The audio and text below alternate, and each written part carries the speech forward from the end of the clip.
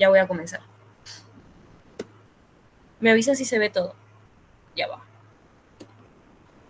Ajá, si muevo se ve. Siguen viendo.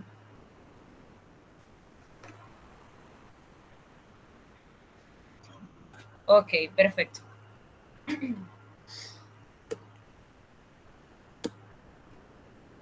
Bueno, empecemos. Este tema de verdad que no es tan complicado, entonces lo que quise hacer es una recopilación de las cosas más importantes que creo que de verdad les van a servir para el examen y para entenderlo mejor. Así que no es completo, o sea, no está todo literalmente, pero están las partes que yo considero más importantes. Entonces hablemos. ¿Quién me puede decir qué es la sangre? Con sus propias palabras, no tiene que ser nada elaborado.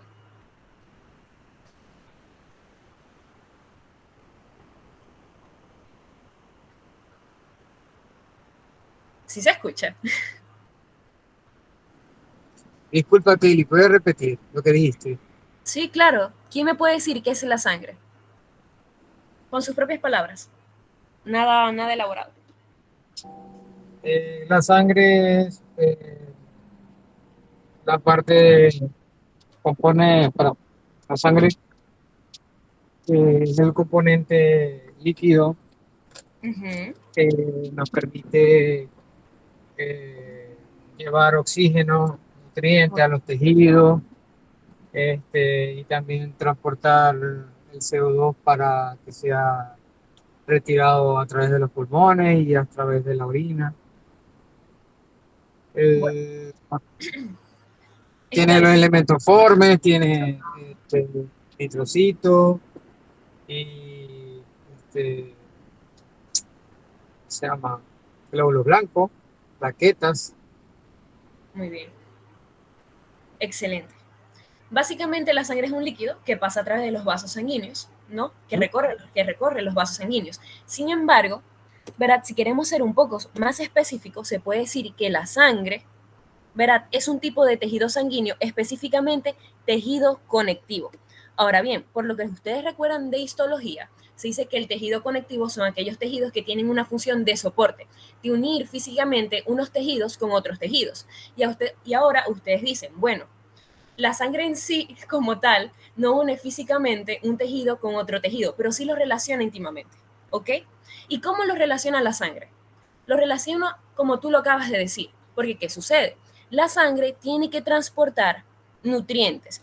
Su principal función es la del oxígeno, obviamente, la de transportar oxígeno y retirar el CO2 de los tejidos para llevarlos a los pulmones y que se realice la hematosis.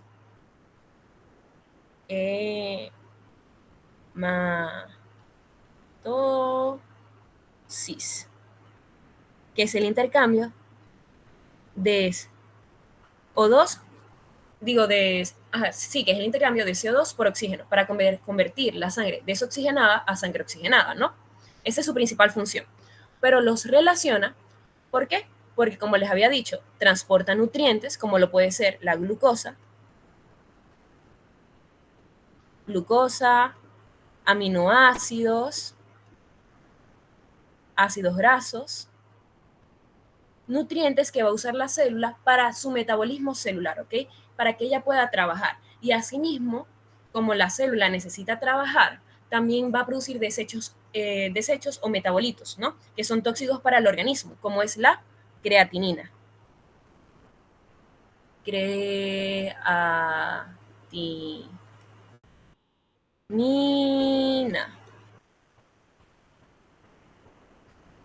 ¿Ok? Que los va a eliminar por vía renal, a través de la orina. Entonces, por eso se dice que la sangre es un tejido conectivo, no solamente porque lo relaciona íntimamente todos los tejidos, sino que también por su origen, porque la sangre tiene un origen mesenquimático, ¿ya? Todo, si no me equivoco, yo no soy preparadora de histología, ¿no? Pero los tejidos conectivos tienen origen mesenquimático y por eso es que se dice que la sangre también es un tejido conectivo. Muy bien. Asimismo, ¿verdad? Como la sangre transporta oxígeno, porque hay que recordar que en la sangre se encuentran eritrocitos o glóbulos rojos. Los glóbulos rojos tienen moléculas de hemoglobina en su interior. Esas moléculas de hemoglobina van a llevar el oxígeno hacia los tejidos. y asimismo, ¿verdad? Van a llevar de regreso de los tejidos el CO2. Cuando el CO2 se une a la hemoglobina, ¿verdad? Forma lo que es la carba, aquí no lo puedo, me da perecita escribirlo, pero forma lo que es la carbaminohemoglobina. Y otra parte del CO2 simplemente va como que difusa, ¿no? A través del plasma. A la verga, y esto aquí, vamos a borrarlo. Ya hablamos de la función de nutrientes, del oxígeno del CO2 para realizar la hematosis, muy importante para la homeostasis. ¿Por qué es importante para la homeostasis? Porque la sangre tiene una función reguladora, tiene una función reguladora a causa de las hormonas, ¿no? Porque se liberan las hormonas, viajan por vía sanguínea y pueden llegar por vía telecrina, paracrina, endocrina. Esas cosas en verdad ahorita no importan tanto.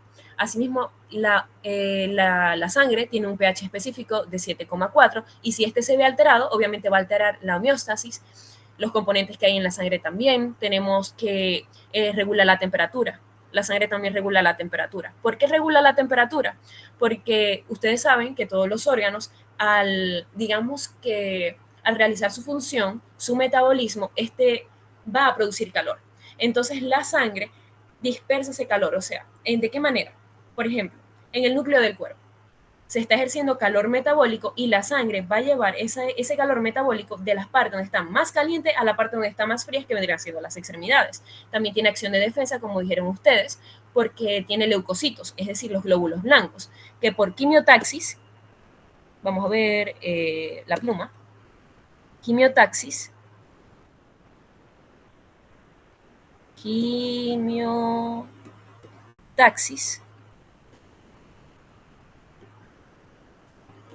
van a los lugares que son requeridos, ¿ok? Y también tiene funciones de coagulación por las plaquetas.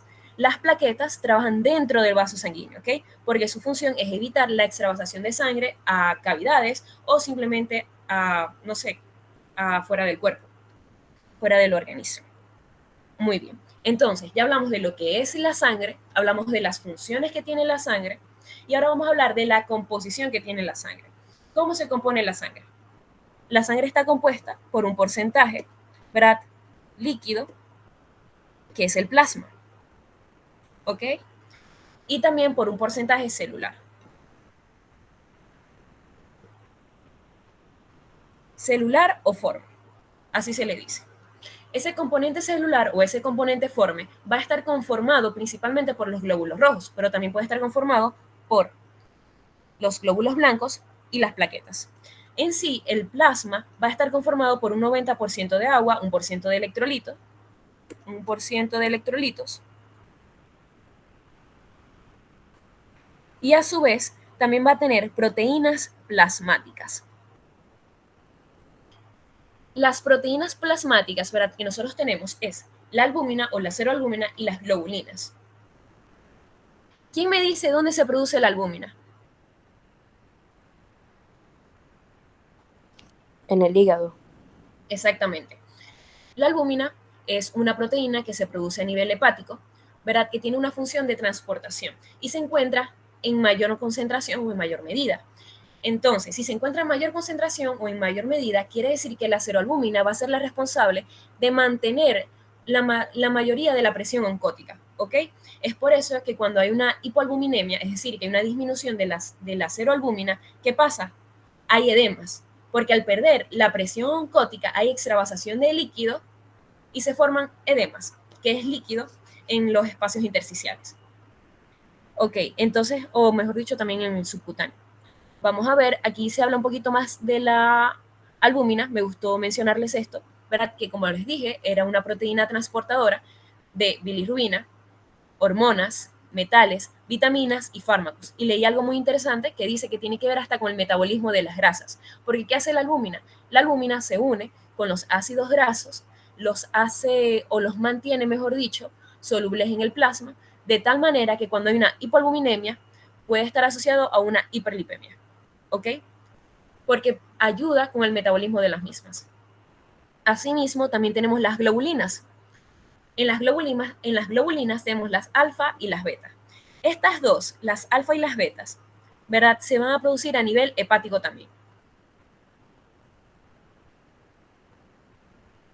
hepático.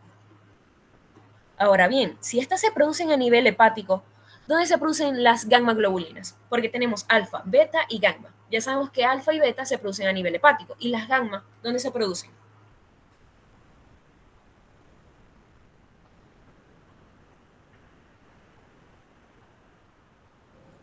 Ni idea. Bueno, o sea, no sé si ya hay gente que está viendo Inmuno, pero bueno, las gamma globulinas, como pueden leer aquí, prácticamente son los anticuerpos. Entonces, al ser los anticuerpos, estas gamma globulinas se van a producir en el plasmocito o linfocito B activado, que son los que producen los anticuerpos. ¿Ok? Muy bien, ¿qué más? Ajá, aquí habla sobre la producción, vamos a ver, ajá, de la vida media, que tiene una vida media de 5 días. La seroalbúmina, como les había dicho, es responsable de la mayoría de la presión oncótica, el 80%, y tiene una vida media de 19 días. También leí por ahí algo interesante, que no se sabe dónde se destruye, o mejor dicho, dónde se cataboliza la seroalbúmina. Es algo que no se ha descubierto. Está interesante. Y también otra proteína plasmática que está en mayor medida, pero que también está, es el fibrinógeno, que es una proteína importante para la coagulación. Ese fibrinógeno, cuando se activa, pasa a fibrina y es el que va a formar las mallas de fibrina para formar lo que es el tapón plaquetario en la coagulación primaria. ¿Ok? Muy bien. Vamos a ver qué más, qué más. Ajá, esto es importante también, de que el suero no es lo mismo que el plasma.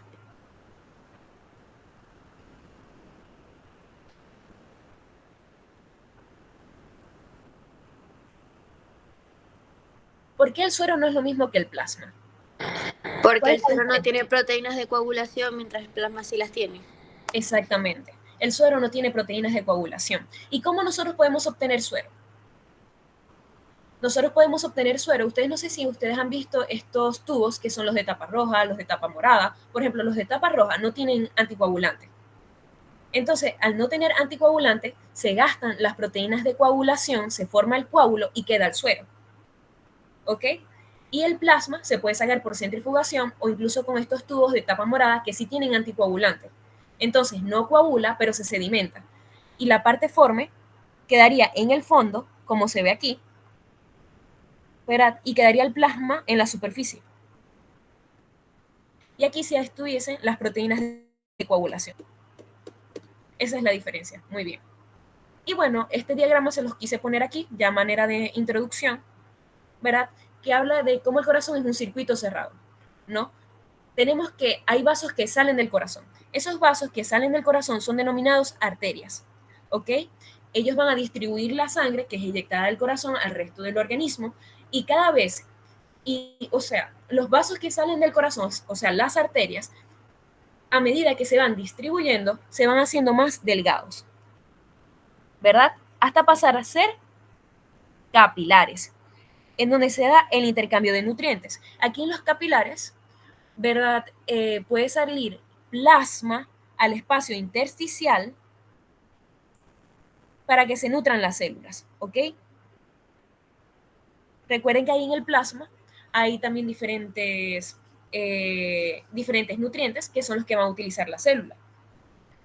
Una vez que se da ese intercambio, es recolectado por las venas que van a llegar al corazón. Entonces, las arterias salen del corazón y las venas llegan al corazón.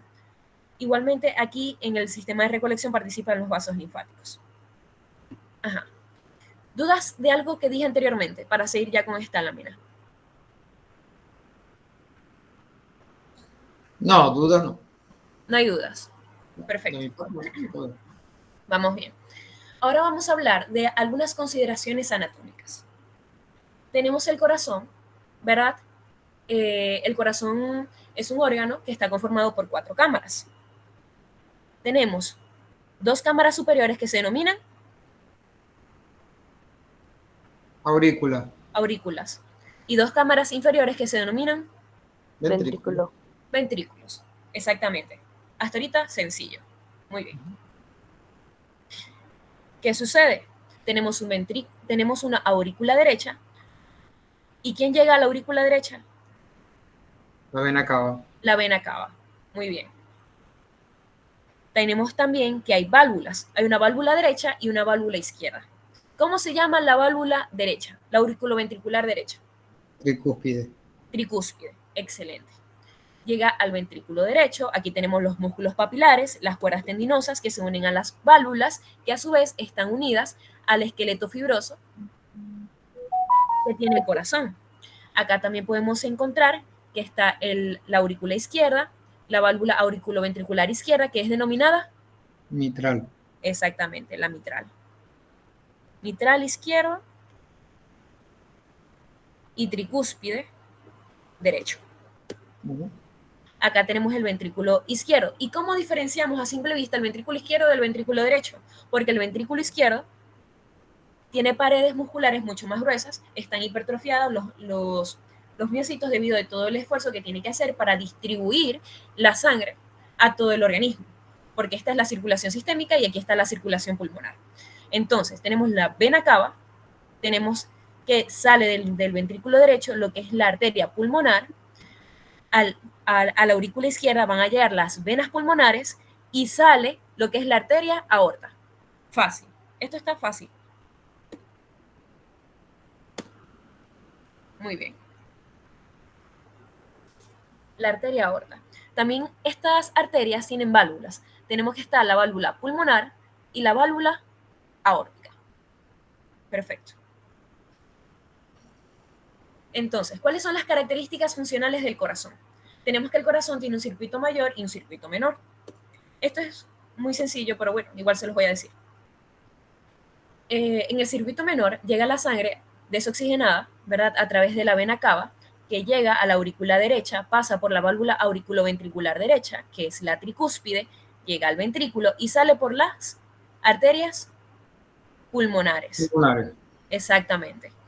Llega al pulmón, se da la hematosis por gradientes de presión. Y posteriormente va a comenzar lo que es ¿dónde está? Ajá, el circuito mayor, que ya es cuando llega sangre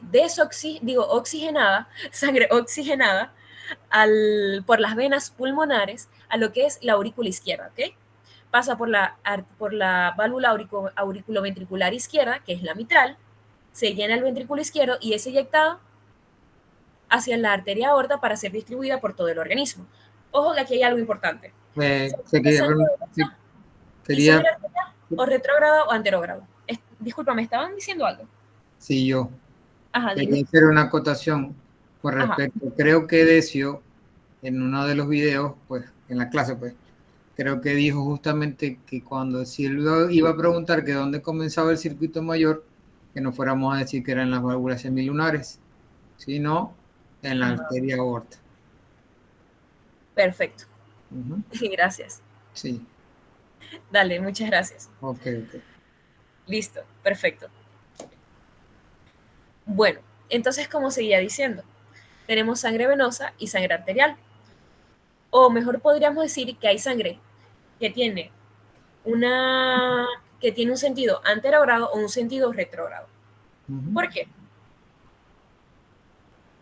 Porque es mejor decir que hay sangre que tiene sentido anterogrado o retrógrado y no oxigenado o desoxigenado. Bueno, que hable otra persona.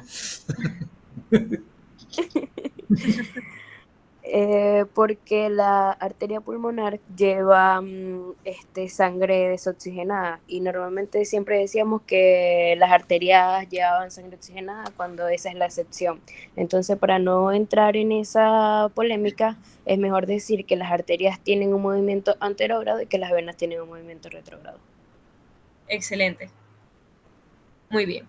Entonces, como dijo ella, podemos encontrar de que la arteria pulmonar va a llevar sangre desoxigenada y las venas pulmonares llevan sangre oxigenada, son una excepción. Entonces, no en todos los casos las venas llevan sangre desoxigenada, ni en todos los casos las arterias van a llevar sangre oxigenada. ¿Ok? Perfecto.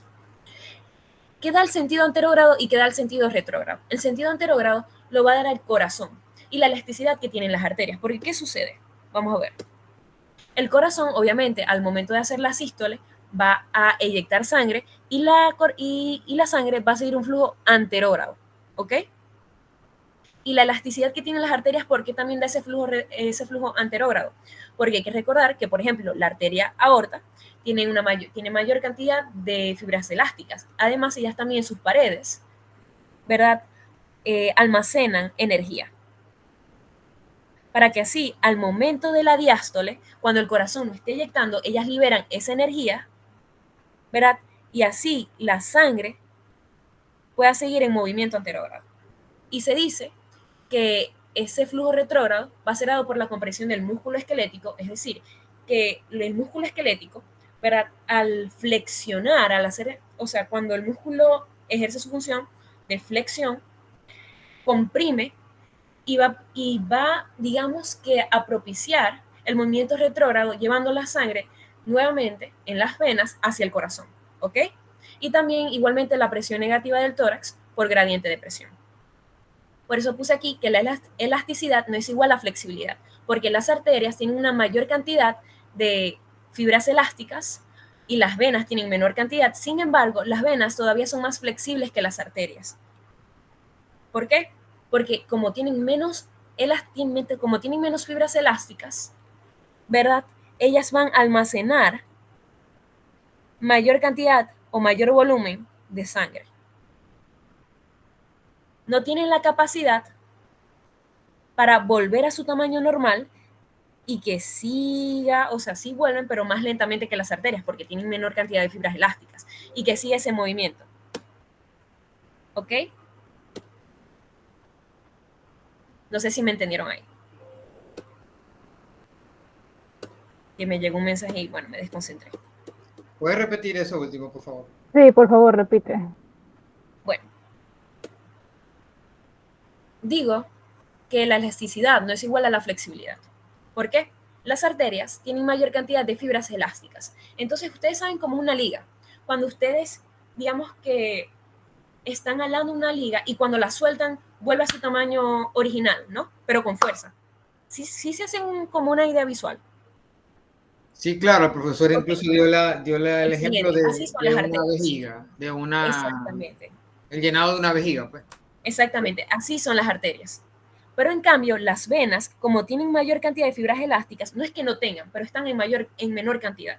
Como tienen una menor cantidad, las venas, ellas almacenan mayor volumen de sangre, pero como tienen menos fibras elásticas, no vuelven, ¿verdad?, a su diámetro original tan rápido, sino que ellas se distienden, son más flexibles y tienen mayor capacidad para almacenar volúmenes de sangre. ¿Ok? Por eso es que la elasticidad no propicia su movimiento retrógrado, sino la compresión del músculo esquelético y la presión negativa del tórax. Ahora sí se entendió. Sí, ahora sí entendí. Sí. Ok, perfecto. Ya hablamos del circuito menor, del circuito mayor. Ahora vamos a hablar sobre las características funcionales del miocardio. El miocardio, ¿verdad?, va a estar compuesto por fibras cardíacas, que ya habíamos dicho que una fibra es lo mismo que una célula, que se le llama fibra porque en su origen embrionario, aunque eran células diferentes, ellas se fusionan y forman como una célula alargada. Por eso se le llama fibra, ¿no? Está conformado por células cardíacas. Esas células cardíacas tienen miofibrillas,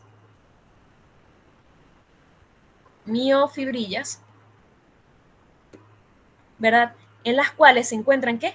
Los sarcómeros. Y habíamos dicho que los sarcómeros es la unidad funcional del músculo para poder ejercer una contracción muscular. Sin embargo, aquí hay una característica diferente, que son los discos intercalares. Ok, estos discos intercalares no son más que membranas, ¿verdad? Membranas citoplasmáticas que se van a unir a la membrana plasmática de las células musculares, como lo ven acá. Aquí está. Aquí está el disco intercalar, ¿verdad?, que se fusiona con la membrana plasmática de las células musculares. Y al fusionarse con la membrana plasmática de las células musculares va a permitir, ¿verdad?, que el paso de electrolitos que van a ser necesarios para causar un potencial de acción viajen de manera longitudinal a lo largo de la fibra cardíaca. Y esos discos intercalares le va a dar la propiedad al corazón de ser un sinsitio. ¿Quién me puede decir que es un sinsitio?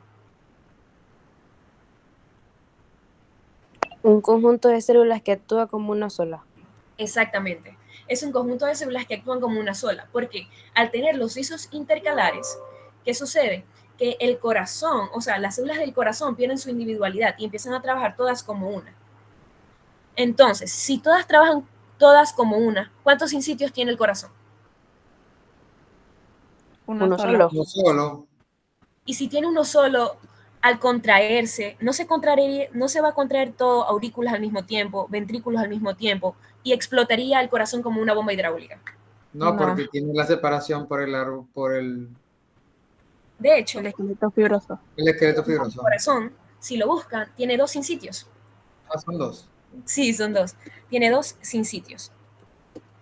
Tiene un sinsitio auricular y un sinsitio ventricular. Al tener dos sinsitios, ¿verdad? Es decir, que es un sincicio en plural. Sincicio. Sincicio. Sincicio o sincitio. Se Exacto. dice de las dos maneras, ¿verdad? Sinsitio es cuando es singular y sincicio es cuando es plural.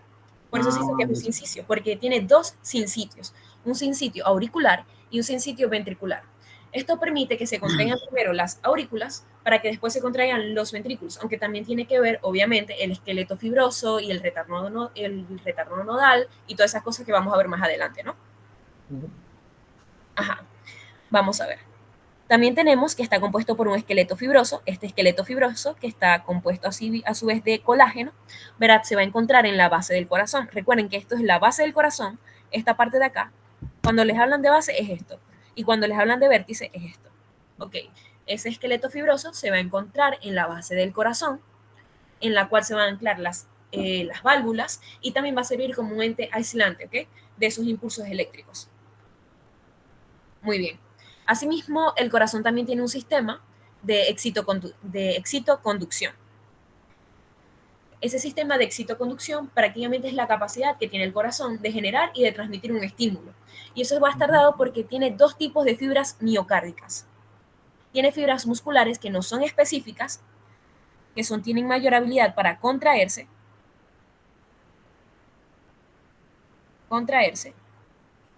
y fibras musculares específicas que tienen mayor habilidad de conducción y de crear estímulos. Que es como lo dice acá. Los dos tipos de fibras poseen ambas propiedades de conducir y de contraerse. Sin embargo, la primera, que son las fibras musculares no específicas, son esencialmente contráctiles y secundariamente conductoras, mientras que la segunda es esencialmente conductora y poco contráctil. Esto es lo que le da la propiedad de excitoconducción. ¿Ok? Y también hablemos un poquito sobre lo que es la irrigación y la inervación del corazón. ¿Quién irriga el corazón? Esto es fácil, yo sé que se lo van a saber. La La coronaria. Las arterias coronarias, exactamente. No hay más nada que decir. Las arterias coronarias que salen de la que son las primeras ramas, o una de las primeras ramas que salen de la arteria aórtica, que inervan e irrigan todo el corazón. Excepto, creo que hay una parte del corazón que no está irrigada, que es el cono arterioso, si no me equivoco. No me acuerdo de anatomía muy bien. Pero creo que se llamaba así. Ustedes se acordarán mejor que yo. Y tenemos también que está inervado. ¿Por quién está inervado el corazón? Por el sistema nervioso autónomo. Hay que recordar que el sistema nervioso autónomo tiene el simpático y el parasimpático. Por el simpático, el corazón va a estar inervado por las cadenas de ganglios que van a inervar lo que son lo que va a ser el miocardio. Mientras que por el parasimpático va a ser inervado por el nervio vago, que es el 10º par craneal, y va a inervar los nodos. Ya sabemos que el simpático, ¿qué va a hacer? Acelerar. Y el parasimpático enlentece.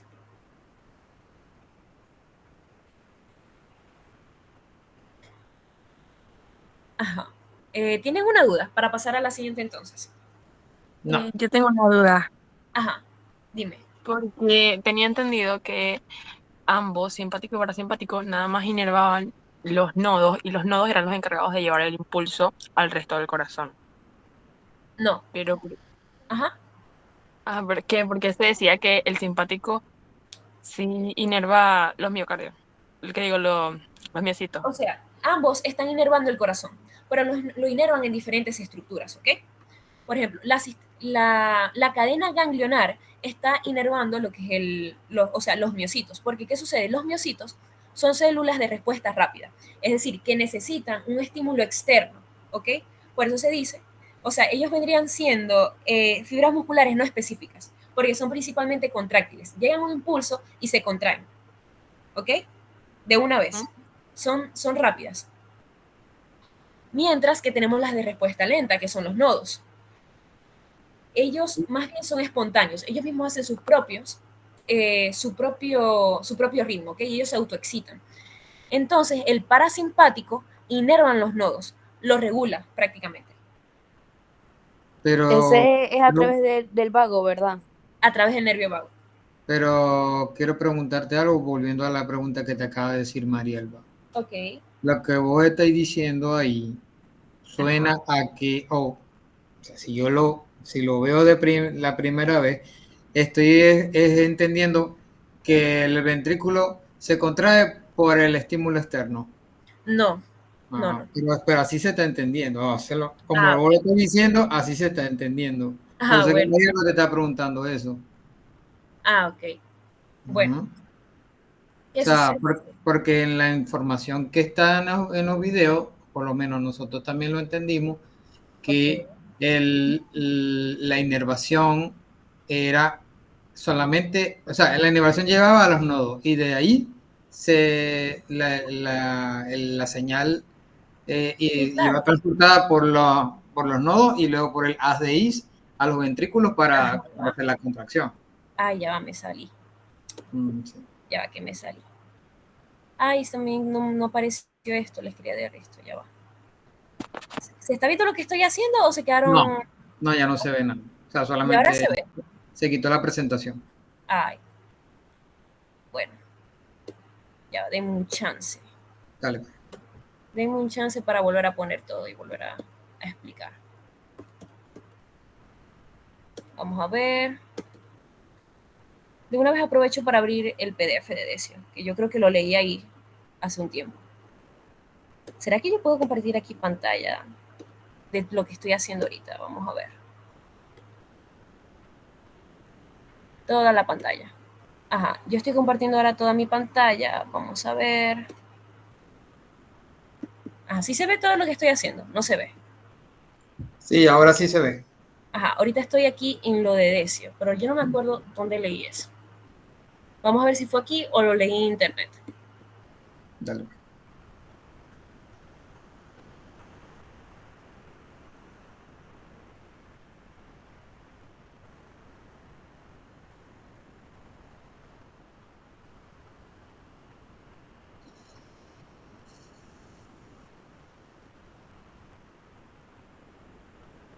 Ajá, Ahí. aquí está.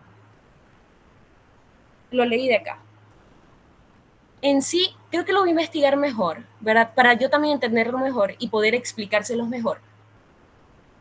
Pero, o sea, aquí está tipo la inervación cardíaca. Solamente es inervado por el sistema nervioso autónomo. El simpático se va a encargar de acelerar, el parasimpático de enlentecer. ¿Sí están viendo la presentación de Decio, no? Sí. Ok. El simpático, a través de la cadena ganglionar, va a inervar el miocardio y el parasimpático, a través del nervio vago, inerva los nodos. Miren cómo se ve acá. Nervios simpáticos inervan el miocardio y aquí están los parasimpáticos que inervan el nodo. Imagín, a mí también me dejaron con algunas dudas y yo dije, conchale, es verdad, ¿cómo lo hace específicamente? Entonces, bueno, voy a investigar un poquito más de eso y se los paso también por el chat de Telegram. Pero bueno, Dale, aquí está, para que vean. gracias. Listo. Gracias. Dale, un placer. Por eso me gustan los repasos, siempre son muy entretenidos. Ajá. Ahora, ¿también se ve aquí ya la presentación o tengo que volver a cambiarlo? La mía. Ahora estoy en mi presentación. Perfecto.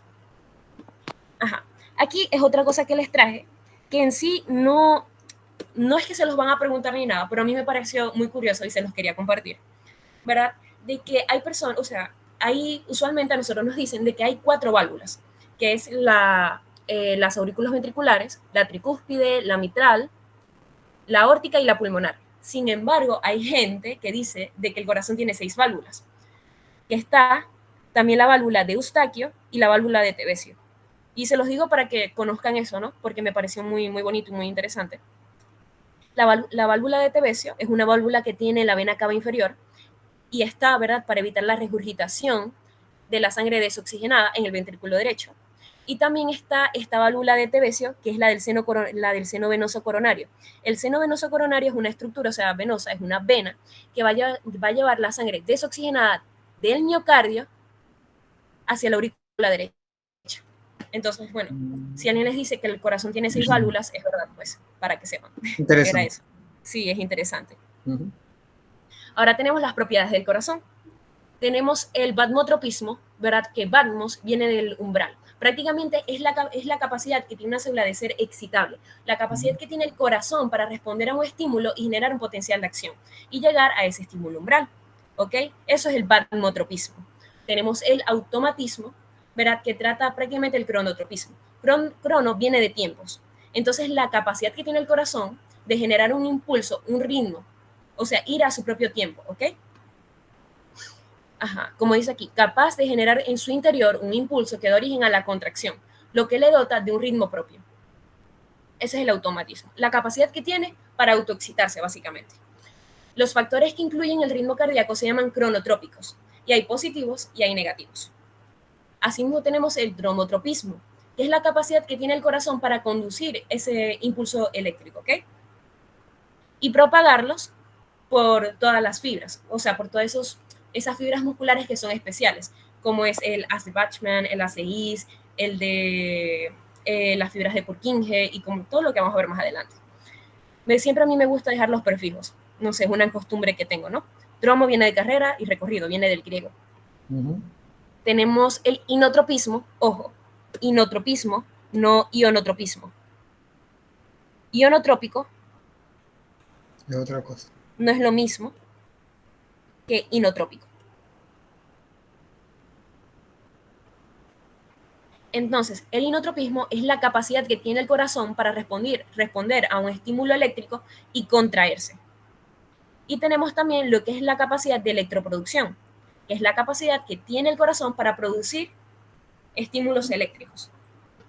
Y bueno, como regla mnemotécnica, les dejé una que me dio un compañero hace ya bastante tiempo, que se llama BADI. Batmotropismo, automatismo, dromotropismo, inotropismo y electroproducción, que se asemeja mucho a la palabra en inglés body, que significa malo, y por eso es que puse, o sea, que refleja o denota a una persona que es mala, y por eso puse aquí al doctor Malito para que se acuerden. Entonces, comencemos con lo que son las propiedades del corazón. Habíamos dicho de que el batmotropismo, ¿verdad?, es la capacidad que tiene el corazón para responder a un estímulo y crear un potencial de acción. Ese potencial de acción no es más que una respuesta eléctrica que se da por el desequilibrio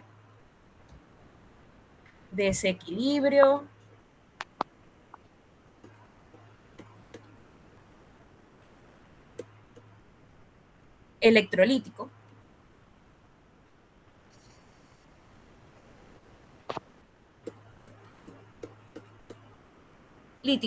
que se da en la membrana celular y crea en sí el potencial de acción. Eso va a cambiar lo que es la polaridad de la membrana. ¿Qué sucede? Que la polaridad de membrana en reposo, obviamente también depende de qué célula cardíaca se esté hablando, pero usualmente es de menos 90, ¿verdad? Y una vez que se activa, cambia ese potencial de reposo negativo a uno positivo. Ok. En las células cardíacas tenemos células cardíacas que son automáticas, que son las que se autoexcitan o las que se autoestimulan, y las contráctiles, que son aquellas que van a responder a los estímulos de las automáticas. Exactamente. Aquí tenemos que esa respuesta eléctrica, ¿verdad?, que se da a causa del potencial de acción, va a desembocar en una respuesta mecánica. Y todo eso va a ser por la acoplación del ion de calcio, como lo vamos a ver más adelante, tenemos que se da la contracción, que se denomina sístole, y la relajación, que se denomina diástole. Bueno, aquí también tenemos lo que es el potencial de reposo, ¿verdad? Que depende de qué tipo de célula cardíaca se esté hablando, como les había dicho anteriormente. Por ejemplo, si son las células del miocardio, ¿cuál sería el potencial de reposo? ¿Quién me dice? Menos 90. Exactamente, menos 85 a menos 90. ¿Y si son las fibras de Purkinje? De menos 90 a menos 100, creo. Muy bien.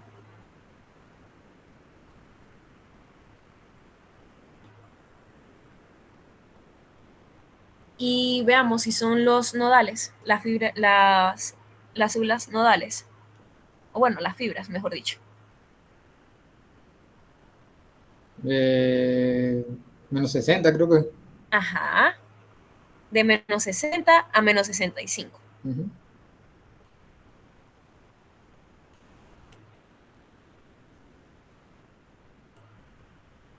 También tenemos lo que es el potencial umbral. ¿Quién me dice que es el potencial umbral? Es el nivel al que va a llegar la señal, bueno, la señal eléctrica, vamos a decir así. Ajá. Tiene que llegar a ese valor para que se pueda dar el impulso, el potencial de acción. Excelente. El potencial umbral, básicamente, como tú lo has dicho, es la despolarización mínima. A mínima, exacto. Ajá, la despolarización. Ujú. Despolarización mínima que tiene que darse para que así se cree un potencial de acción. Usualmente esa despolarización mínima tiene que ser de 15 a 30 milivoltios por encima del potencial de reposo. Es decir, que si nosotros estamos en el potencial de acción del miocardio y el potencial de reposo es menos 90, ¿cuál debería ser el potencial umbral? Menos 75, menos 70, por ahí. 15 a 30 mB por encima del potencial de reposo. Asimismo, también hay diferentes tipos de potenciales umbral. Podemos encontrar que está el supraumbral,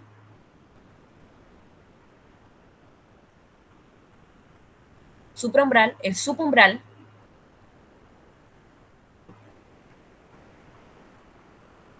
y el umbral propiamente dicho. No requiere, ya con ver la palabra se sabe de qué trata. Entonces, ¿cuál sería el supraumbral?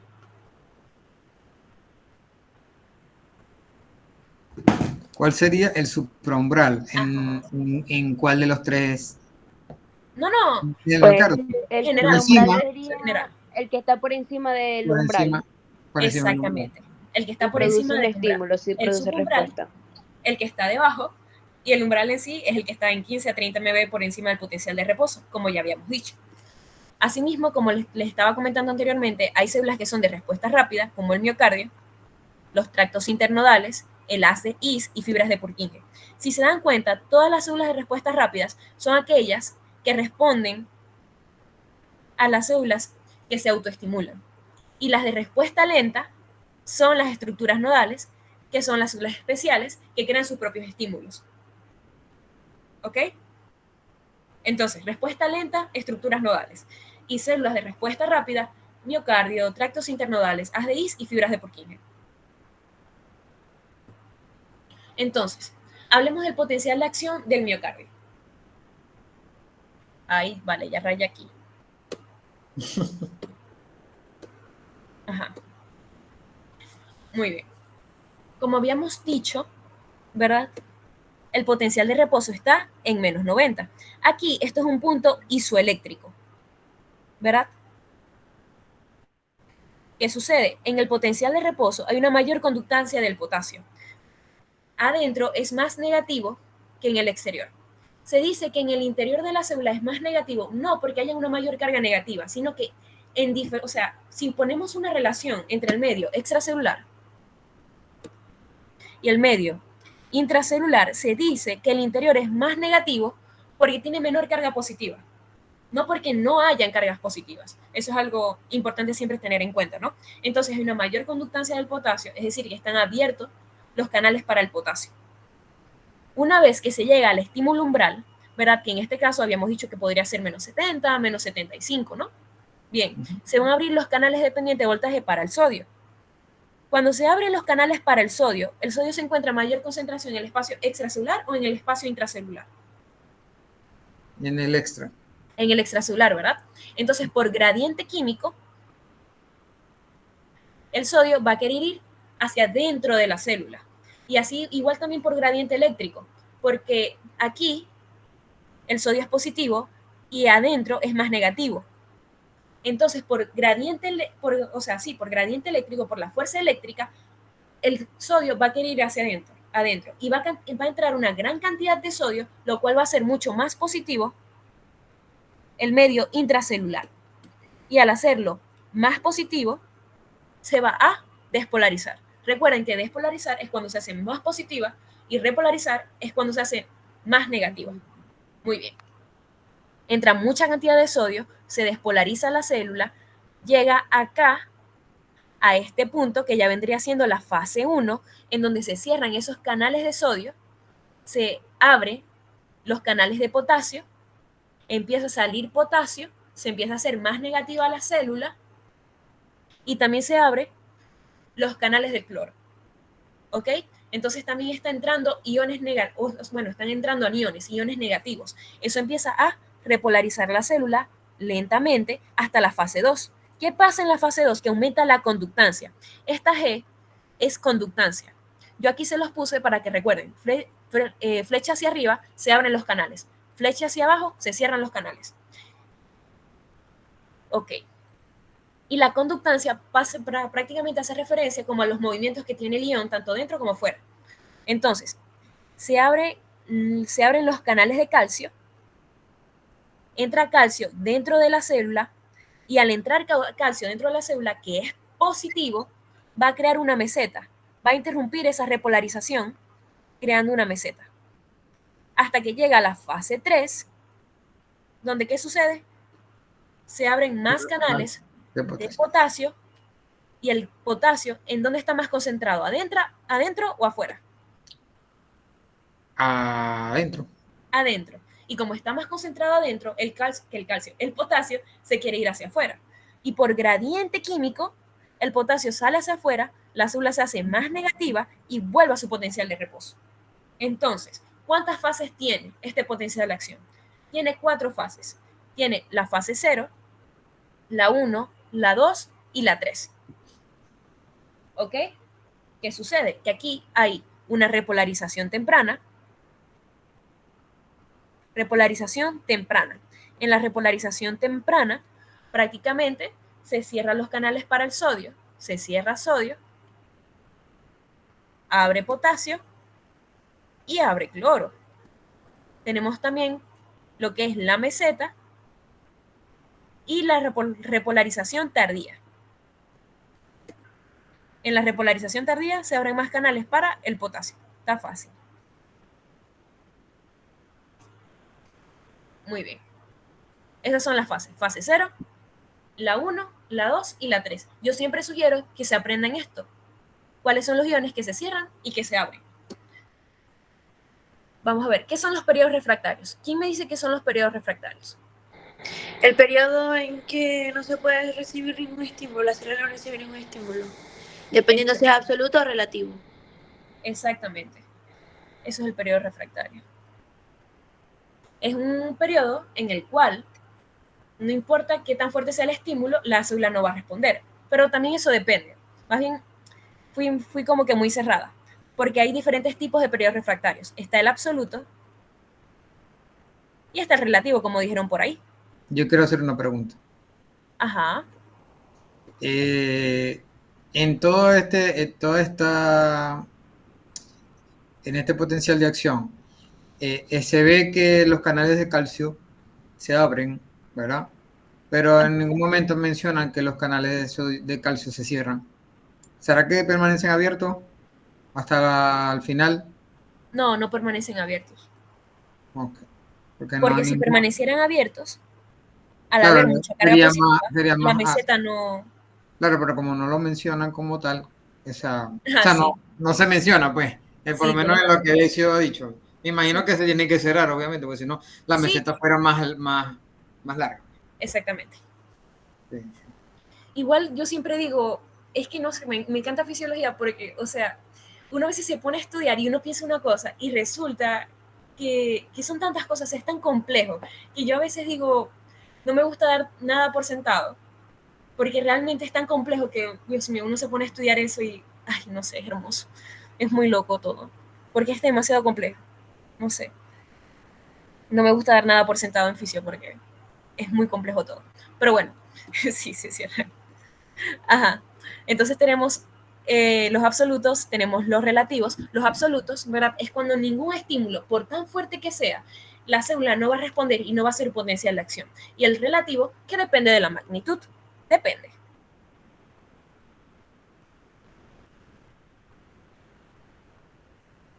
Por ejemplo, si es un estímulo supraumbral, puede que responda y haga un potencial de acción.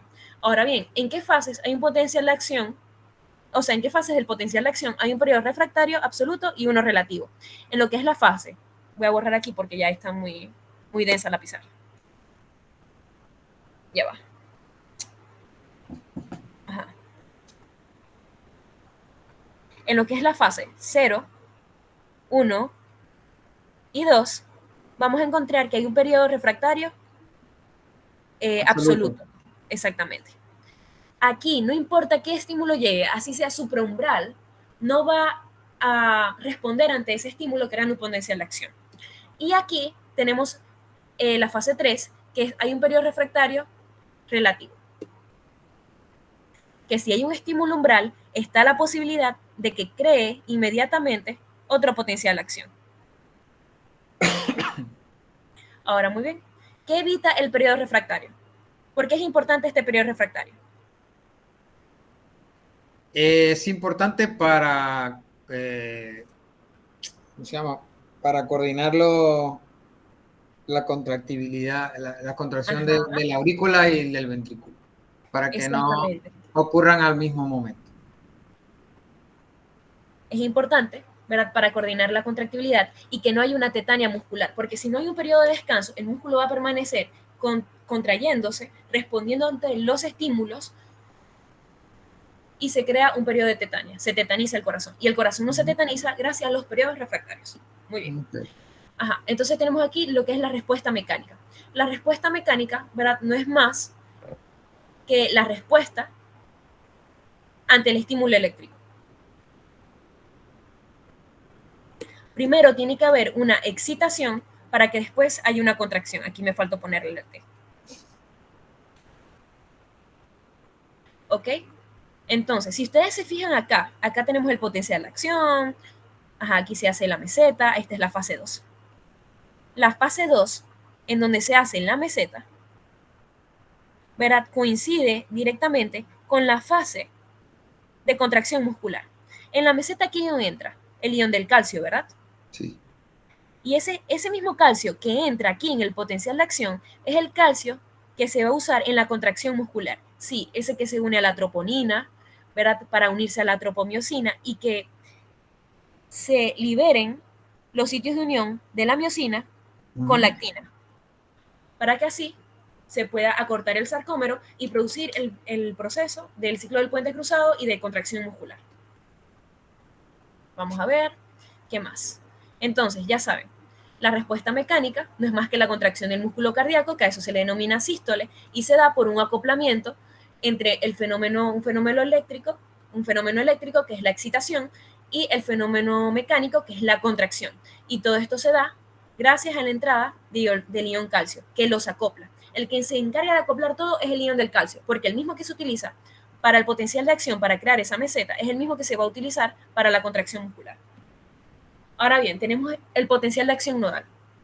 Aquí en el potencial de acción nodal, ¿verdad? Estas ya son células de respuesta lenta. Células de respuesta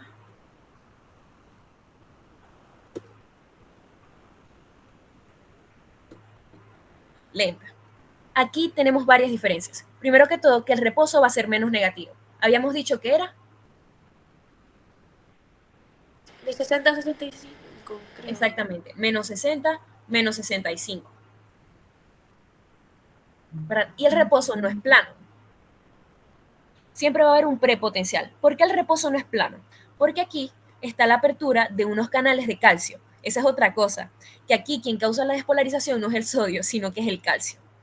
Ok, aquí está la apertura de unos canales de calcio que se llaman canales transitorios.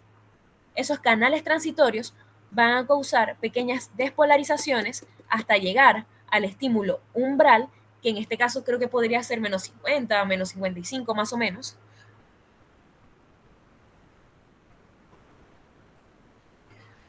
¿Verdad? Al estímulo umbral para causar la despolarización. La despolarización ya dije que iba a ser dada por el ion del calcio, pero aquí ya no son los mismos canales de calcio que estaban causando el prepotencial. Aquí se abren otros canales de calcio que se llaman canales de calcio long acting o de acción larga. Creo que así, long acting. Estos canales de calcio de acción larga son los que se abren para causar la despolarización del calcio, ¿ok? Ese calcio entra dentro de la célula, la hace más positiva, se causa la despolarización e igualmente cuando ya llega a su máximo potencial invertido, se van a abrir los canales de potasio para que salga potasio al espacio extracelular por gradiente químico y se dé la repolarización. Vuelve a caer aquí a lo que es su estado de reposo y poco a poco, como lo ven acá, se abren los canales de calcio transitorios para causar las pequeñas despolarizaciones que se llaman prepotencial hasta llegar al estímulo umbral y causar por los canales de larga duración, bueno, sí, de larga acción más bien, la despolarización. Aquí en la despolarización no hay fases. Es uno muy sencillito. Vamos a ver qué más. El potasio es el que va a causar la repolarización, como en todos los casos que hemos visto. Lo más importante aquí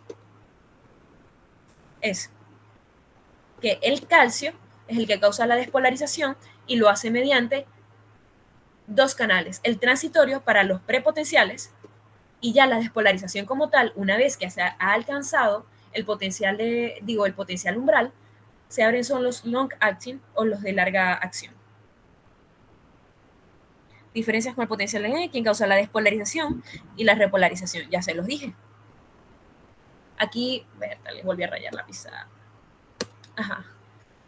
Aquí tenemos las diferencias entre ambos potenciales, ¿verdad? Esto siempre lo preguntan, así que estudienselo, no está de más. Tenemos que el potencial en reposo en las células del miocardio, ¿verdad? Es menos 90. Es estable, no se despolariza mientras dure. Tenemos aquí menos 70. Inestable. Ya después vamos a ver qué hace tan inestable a las células nodales. Se despolariza paulatinamente aún en reposo. Vamos a ver, tenemos aquí también el potencial umbral, ya hablamos, lo mismo. Aquí son estables, aquí son inestables. Aquí el potencial umbral es menos 90, menos 70. Aquí ya vendría siendo de menos 60 a menos 65. Ustedes ya tienen ahí esto es de diferentes literaturas, pero ya saben todo lo que hemos hablado. Creo que es el mismo cuadro que nos dio Decio. Sí, este es el mismo. Exactamente. Yo te quiero hacer una pregunta, y no sé si es que ahorita me descuidé y no escuché, pero te quiero preguntar algo. Sí, claro. ¿Me voy a poner la gráfica anterior un momento? Sí, aquí está. En esta lámina, no recuerdo si Decio dijo algo aquí hay periodo refractario también. No hablan del periodo refractario en este. Siempre hablan del periodo refractario en el anterior. Aquí no debería, o sea, no hay periodo refractario. ¿Por qué? Recuerda que estamos hablando de células nodales, ¿verdad? El potencial de acción nodal. Recuerda que las células nodales son los marcapasos del corazón. Ok. ¿Verdad? Por ejemplo, tenemos el nodo SA, que es el marcapaso en sí, y tenemos también el aurículo ventricular. Ellos establecen un ritmo. Como puedes ver aquí, este ritmo son células lentas. Ellos mismos ya tienen su ritmo. Está el prepotencial, despolarización, repolarización, el prepotencial. No hay presencia de periodo refractario. Y tampoco pienso que, o sea, en verdad, pensando ahorita por lógica, no pienso que tampoco deberían haber periodos refractarios. Sin embargo, nunca me hice esa pregunta. Pero en verdad pienso que no deberían de haber. Sin embargo, vamos a ver. Periodos, voy a anotar eso también para que sea una de las cosas que le voy a enviar más tarde. Vale. Vamos a ver. Déjenme anotarlo aquí antes de que se me olvide, porque a mí se me olvidan las cosas. Lo estoy anotando aquí en mi chat de WhatsApp personal. Entiendo muy bien. Yo soy igualito. Refractarios en potencial de acción nodal. Y lo otro era lo de la inervación. Inervación al miocardio por paraspor simpático. Eso sí, igual se los estoy enviando entre hoy y mañana. Ajá. De verdad pienso que no debería de haber. Pero bueno. Ajá, tenemos también, vamos a ver, en la fase 0, ¿verdad? Estas son células de acción rápida y las células nodales son células de acción lenta. Pero aquí lo que me interesa mucho es que vean que la despolarización va a ser causada en las del miocardio por lo que es el ion del sodio y aquí por el ion del calcio. En el potencial del miocardio sí hay meseta y en el potencial nodal no hay meseta. Estas son las principales diferencias y sí es bueno que se las estudien porque las preguntan. Ahora vamos a hablar sobre el automatismo, que es la segunda propiedad fundamental del corazón. ¿Puedo hacer una pregunta antes que siga? Sí, claro. ¿Para que te moleste tanto? No me molesta. ¿Vos vas a enviar por el grupo de Telegram preguntitas como las de la vez pasada? Sí, por supuesto. Ok, chévere, gracias. De este bloque creo que es uno de los bloques que hay mayor cantidad de encuestas. Dale, pues. Gracias, mío. Listo. Dale, pues. Ajá, vamos a ver. Ajá. Vamos a ver que quede. Ajá. El automatismo es la segunda propiedad fundamental del corazón. Como les había dicho, es la capacidad que tiene el corazón para formar sus propios estímulos, ¿verdad? Y no depender de estímulos externos. O sea, el corazón es automático. Hay células que se despolarizan formando el marcapasos. ¿Cuáles son esas células? Son las células nodales. Entre ellas tenemos el nodo sinoauricular y el nodo aurículo-ventricular. El nombre refleja dónde se encuentran. El nodo sinoauricular se encuentra en la aurícula del lado derecho y el aurículo ventricular en la unión entre la aurícula y el ventrículo también del lado derecho. Ajá. Estas células van a generar sus propios estímulos de manera regular y van a regir su propia actividad. Tienen un ritmo, por eso se le dice ritmo sinusual.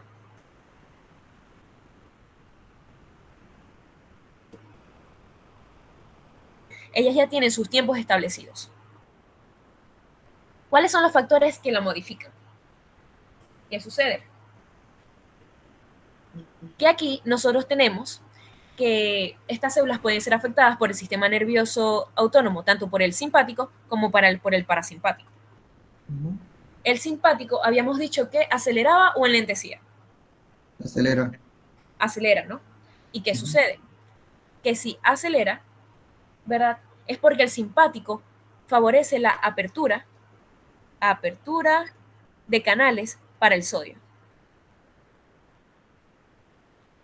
¿Y el sodio qué hace en el potencial de acción? Vamos a sacar todo por lógica. Es la despolarización. El sodio despolariza la célula. Despolariza, exacto. Exactamente. Crea el potencial de acción. Entonces, al despolarizar la célula, ¿verdad? Va a hacer que tenga mayores potenciales de acción en un corto periodo de tiempo y que dispare más rápido. Vamos a poner rápida. Que sea más rápida. Acelera. Por eso, es que no sé si ustedes han escuchado, bueno, no creo, pero eso se ve en medicina interna.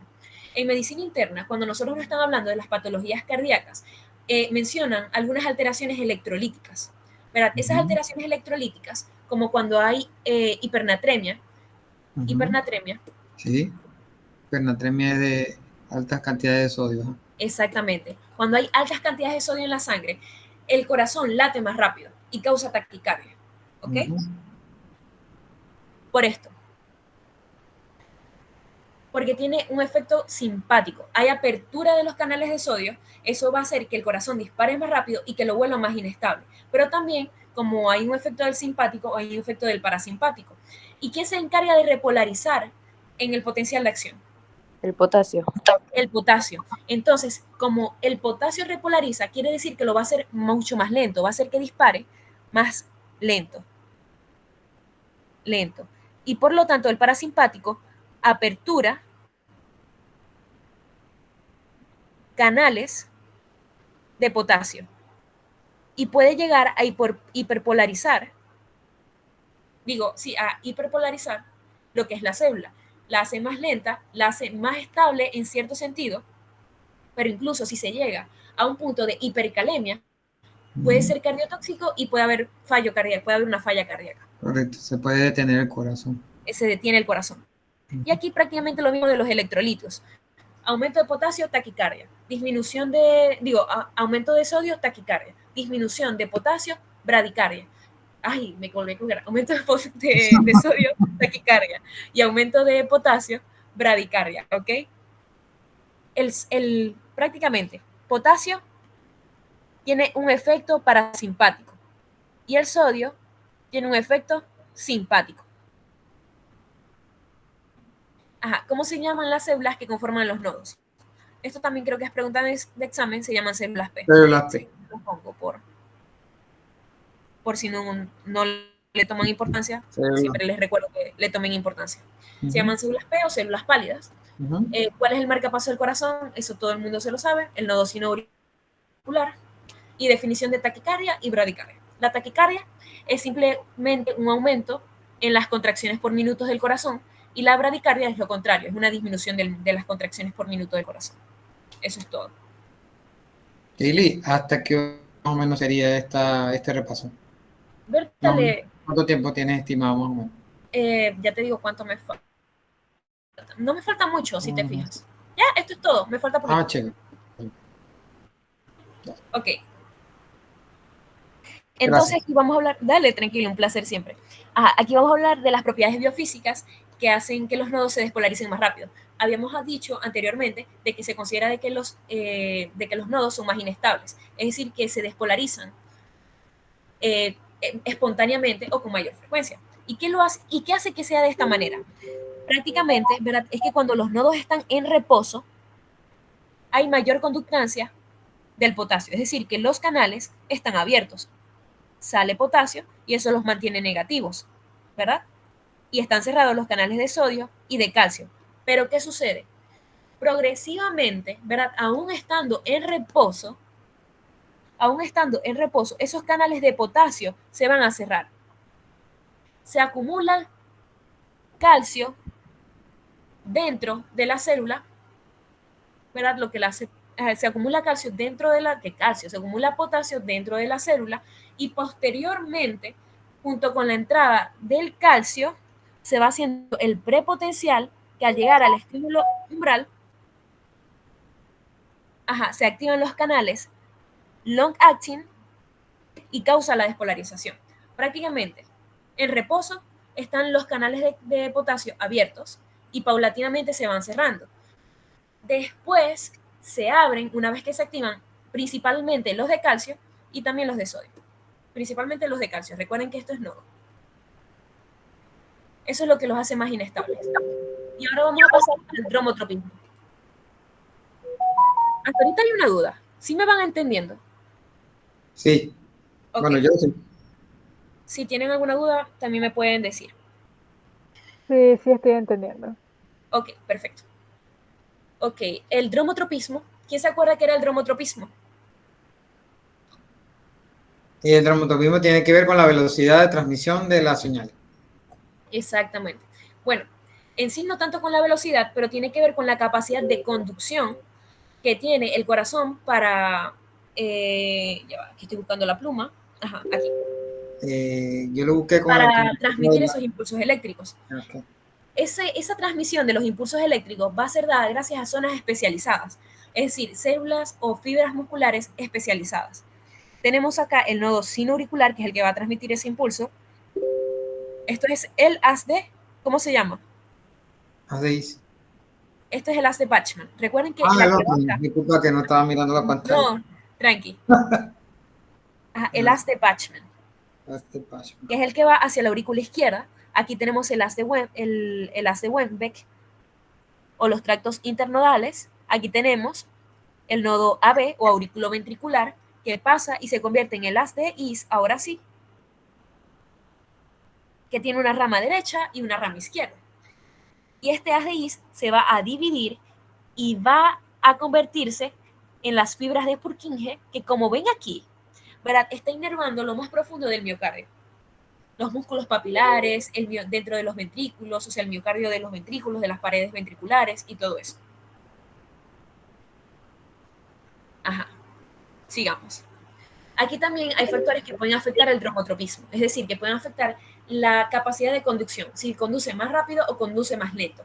El simpático va a aumentar la propagación, es decir, va a cortar el tiempo de propagación, porque al aumentar la velocidad de propagación disminuye el tiempo. ¿Bien? Es como cuando, por ejemplo, si yo tengo un carro y manejo 40 kilómetros por hora y otra persona maneja a 80, ¿quién va a llegar más rápido? El que maneja en 80. Entonces, al aumentar la propagación, disminuye el tiempo. El parasimpático enlentece la propagación, es decir, que se alarga el tiempo de conducción. Tenemos que la hipercalemia inactiva la respuesta rápida. Disminuye la velocidad. La hipercalemia disminuye la velocidad y los digitálicos incrementan el tono vagal. Acuérdense que les dije, ¿verdad? O, bueno, también leímos de que el nervio vago inervaba los nodos, ¿verdad? Vago. Entonces, ¿el parasimpático qué hace?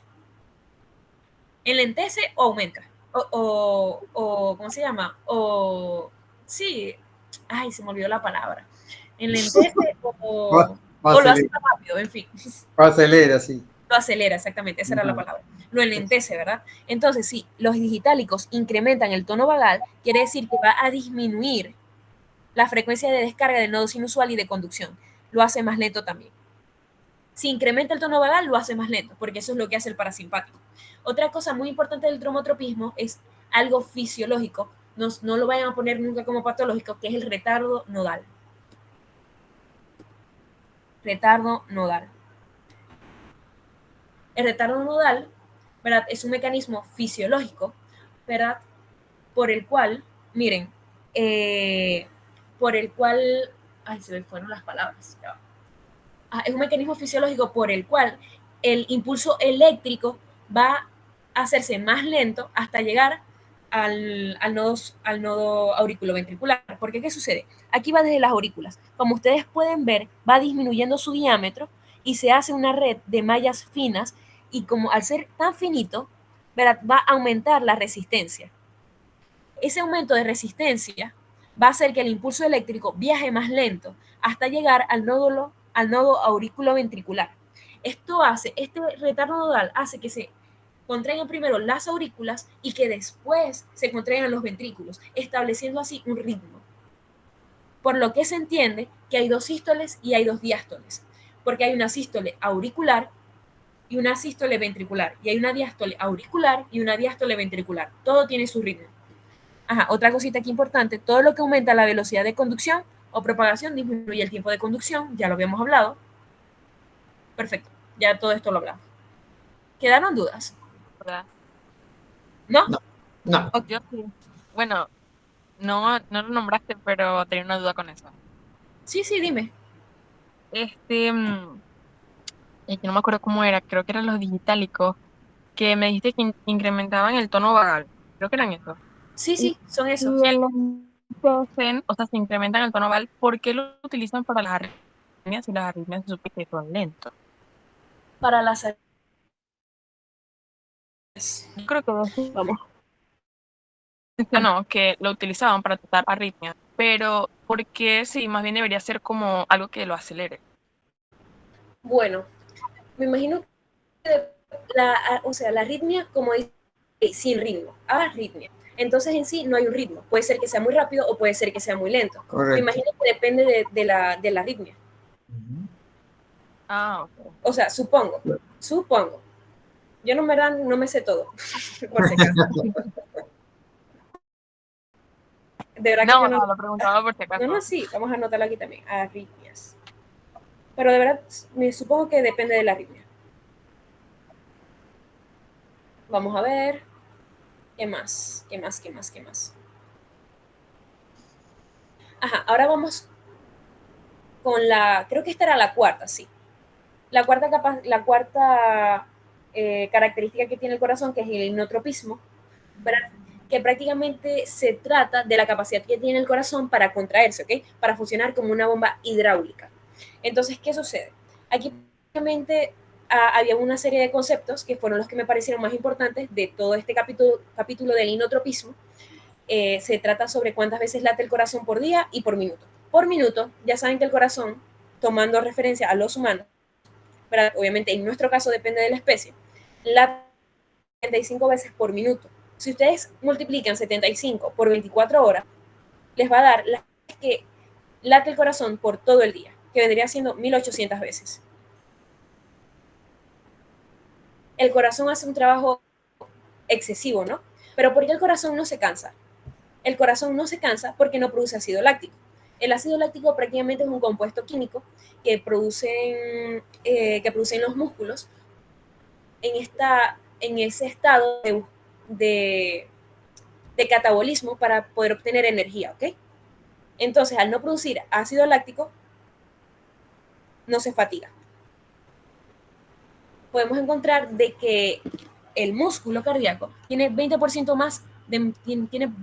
más mitocondrias que el estriado. ¿Por qué? Necesita más ATP. Y también tiene mayor cantidad de glucógeno. Glucógeno, ¿sí saben qué es glucógeno? Sí, deben de saber. Bueno, en fin, en pocas palabras, el glucógeno es la manera en que el músculo almacena la glucosa prácticamente, para poder usarla para todo ese proceso de contracción muscular.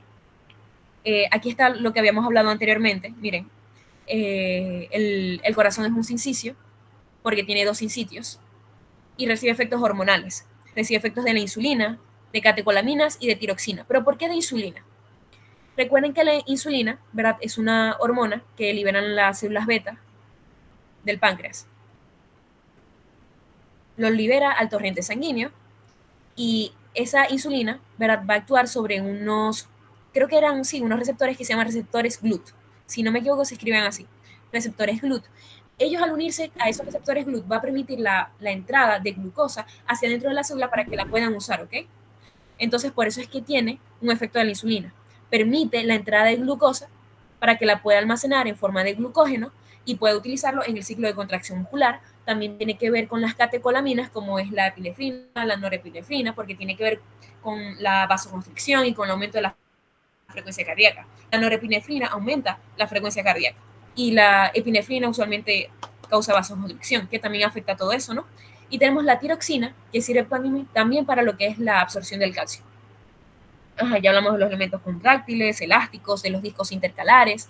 Tiene mayor cantidad de mioglobina. Habíamos dicho que la sangre transporta el O2 hacia los tejidos, ¿no? Obviamente también lo va a transportar hacia el tejido, o sea, hacia las células musculares. ¿Qué sucede? Que la hemoglobina pasa ese oxígeno, ¿verdad?, a la mioglobina. Esta mioglobina, digamos que lo retiene por un corto periodo de tiempo porque no lo utiliza de una vez. Entonces ahí lo almacena. Tenemos que, vamos a ver, el fenómeno eléctrico y mecánico son muy cercanos porque los acopla el calcio. Hay proteínas transportadoras. Esto sí es importante. Esto sí. La diástole. Esto es muy importante, recuerden, la diástole siempre es activa, nunca es pasiva. ¿Por qué? Porque incluso digamos que para relajarse, guarda ATP en sus paredes. Y ya saben por qué no se tetaniza. Esto es pregunta de examen. Si la diástole es activa o es pasiva, por qué no se tetaniza, ya saben que es por los periodos refractarios. ¿Cuál es la ley de Frank-Starling? La ley de Frank-Starling dice que a mayor es la elongación de la fibra, mayor va a ser la fuerza de contracción. El estiramiento del corazón, ¿qué lo ocasiona? Voy a borrar aquí. En verdad que estos ya son puros concepticos, no me parecen tan importantes, pero igual lo quería mencionar. Para todo, ya estamos terminando. Disculpa que te interrumpa. Con respecto a lo del ácido láctico,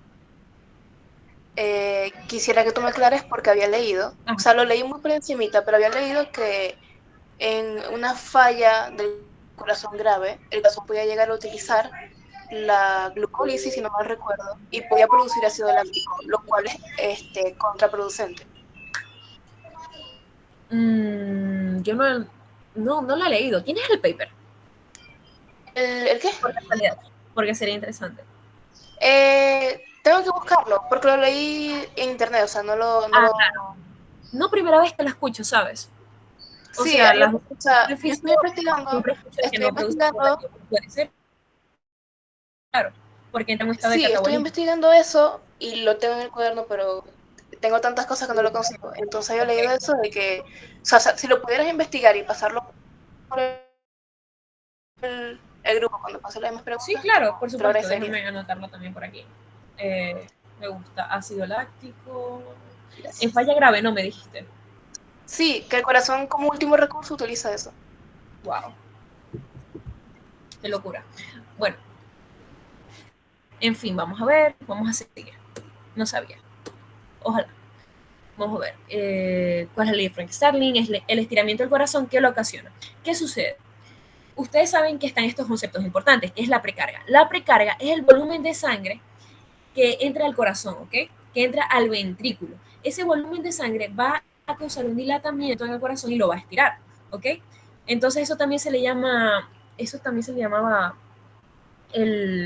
a la precarga. Ay, tenía otro nombre. Ahorita lo estaba leyendo. Pasa que se me fue la idea ahorita. Vamos a ver. Bueno, en fin, prácticamente la precarga es lo que ocasiona el estiramiento del corazón, que es la cantidad de volumen de sangre que entra al corazón, ¿ok? Al ventrículo. Obviamente ya saben que todo eso es por gravedad. ¿Cómo es el vaciamiento? El vaciamiento va a ser dado por la poscarga. La precarga es un volumen y la poscarga es una fuerza. Es la fuerza que tienen que hacer los ventrículos del corazón para vencer la presión que les hacen las válvulas auriculoventriculares. Bueno, no, las auriculoventriculares no, las válvulas sigmoideas, y vencer esa resistencia, ¿ok? Ya saben, poscarga fuerza y la precarga es un volumen. No lo vayan a confundir. Tenemos el gasto cardíaco. El gasto cardíaco, ¿quién me puede decir qué es el gasto cardíaco? Es la cantidad de sangre que fluye, perdón, que el corazón bombea en un minuto. Exactamente, es la cantidad de sangre que el corazón eyecta por un minuto. ¿Y cuánto En es el litros. gasto cardíaco? Es de 5 litros. O también puede ponerse 5.000 mililitros, pero yo prefiero 5 litros. Ok, ¿qué es vamos a ver, aquí también faltó leer esto. ¿Qué pasa en la inyección de sangre si aplicamos una sustancia inotrópica positiva? Porque, ¿qué sucede? Hay sustancias inotrópicas negativas y sustancias inotrópicas positivas. Las sustancias inotrópicas positivas van a aumentar la fuerza de contracción y las sustancias inotrópicas negativas van a disminuir esa fuerza de contracción. Si nosotros aumentamos la fuerza de contracción, quedaría sin volumen sistólico final el corazón. ¿Qué sucede? Vamos a ver, pluma. Al haber una contracción muscular, bueno, una contracción del corazón, ¿verdad? Aquí tenemos los ventrículos, siempre va a quedar como un remanente, que es lo que se llama el volumen sistólico final. Eso es normal que quede. Pero si nosotros aplicamos una sustancia inotrópica positiva, puede incluso ser eyectado el 100% del volumen que entró al corazón, es decir, el 100% de la precarga, y queda sin volumen sistólico final. Ya hablamos de la poscarga, el gasto cardíaco, cuánto es, 5 No litros. sería no sería el 100% de la poscarga, porque no es el de la precarga.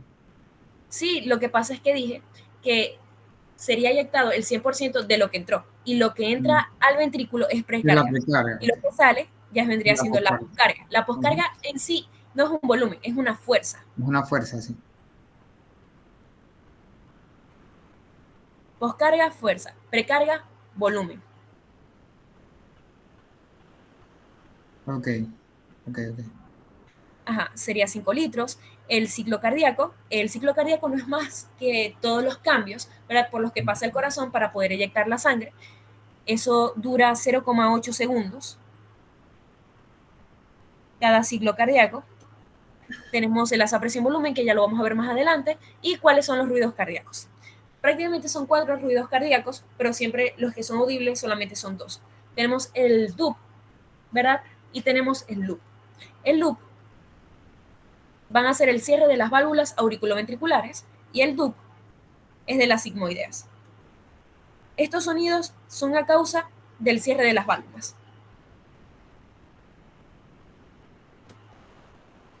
cierre de válvulas.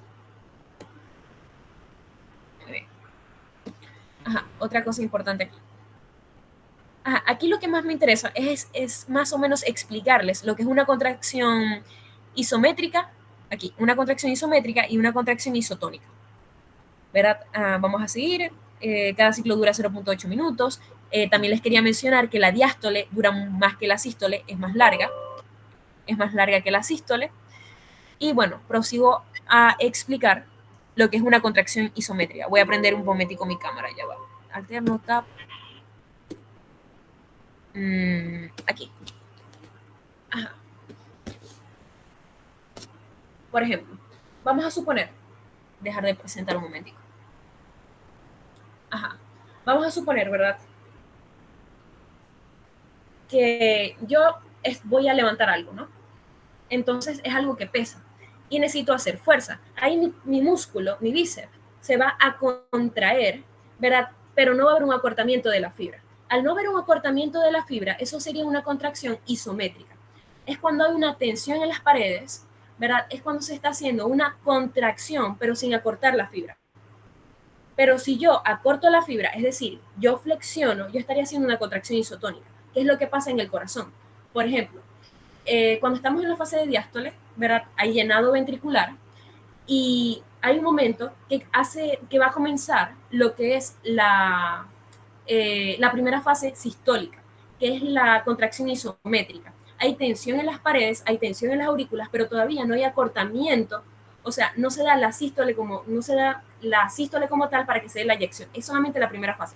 Hay como una tensión en las paredes y en las válvulas, ¿ok?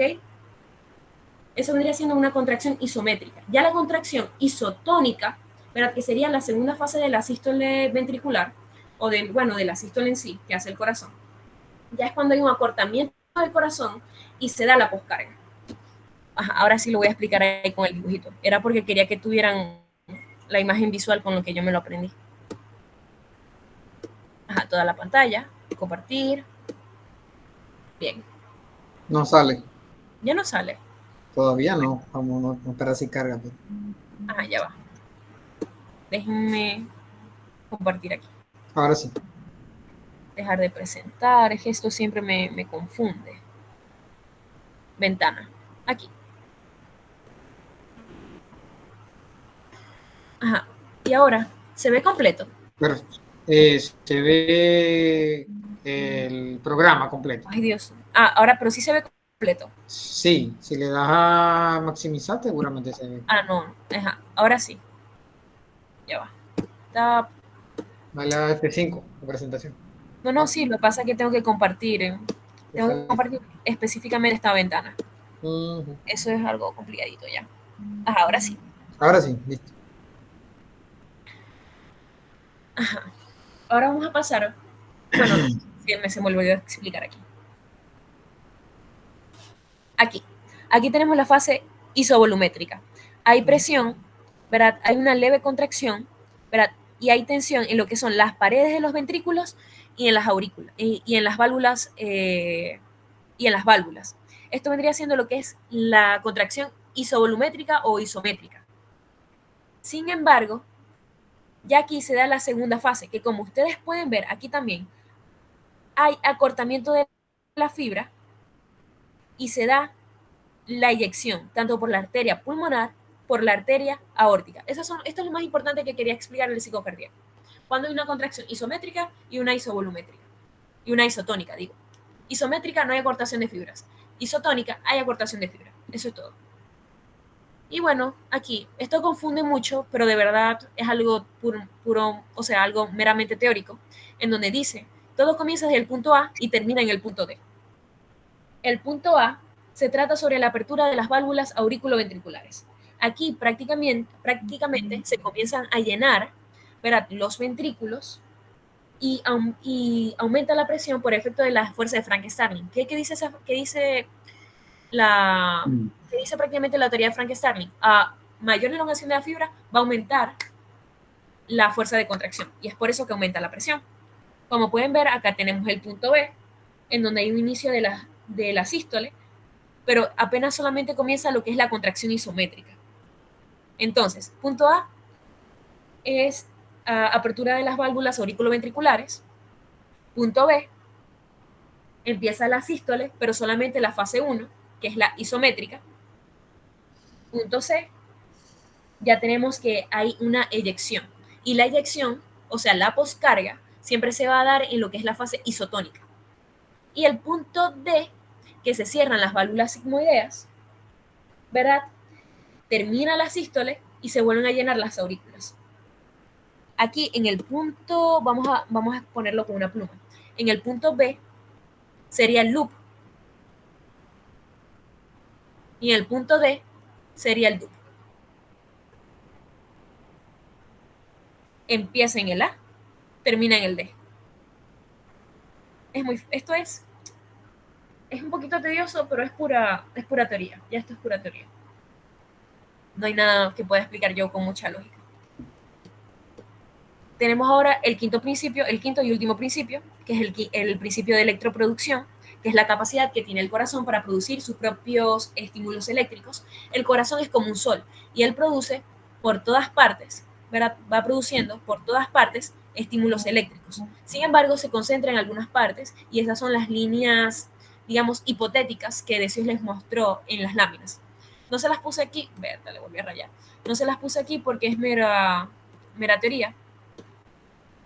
Y bueno, ya les hablé de la definición. El objetivo, ¿verdad?, de usar el electrocardiograma, ¿verdad?, prácticamente es usarlo como un método diagnóstico esencial para patologías cardíacas. Este método, el electrocardiograma, es muy útil para descubrir alteraciones electrolíticas.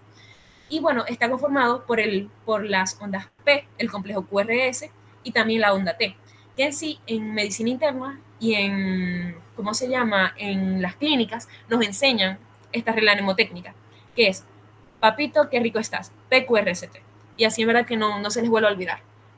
En fin, aquí en la onda P podemos ver que es la despolarización de las aurículas. ¿Ok? Tenemos aquí el complejo QRS, que es la despolarización de los ventrículos, pero queda escondida la repolarización auricular. Y aquí en la T es la repolarización ventricular. En verdad, esto en sí se sugiere que los lean, pero no es que lo preguntan mucho a fondo. Hacen muy pocas preguntas de eso. Pero igual, léanselo y estudienselo, porque no es que no hacen, pero no hacen tantas como en otros temas. Y bueno, ya terminamos. Y esto es uno de mis proverbios favoritos. Muchísimas gracias por tu tiempo, por tu disposición. A ustedes. Siempre aprendo mucho. Antes que terminéis, no sé. Decio dio un tema de fundamento de la electrocardiografía. No, sí, claro. Eso no es eso mismo que acaba de preguntar ahorita. Es importante. O sea, es importante. Pero lo que digo es que estudienselo. No es que no salen preguntas, sí salen, pero ustedes saben que como estudiante, yo se lo digo como estudiante, porque yo también siempre paso por ahí, hay cosas que preguntan más y cosas que preguntan menos. No es que no salgan preguntas de eso, sino que son entre todas las preguntas, esas son una de las que hacen menos. No digo que no se lo estudien, estudienselo, porque si salen preguntas, pero no son tantas.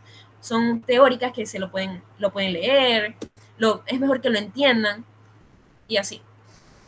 Ok. No ¿Cuándo crees que puedas pasar las encuesticas por Telegram?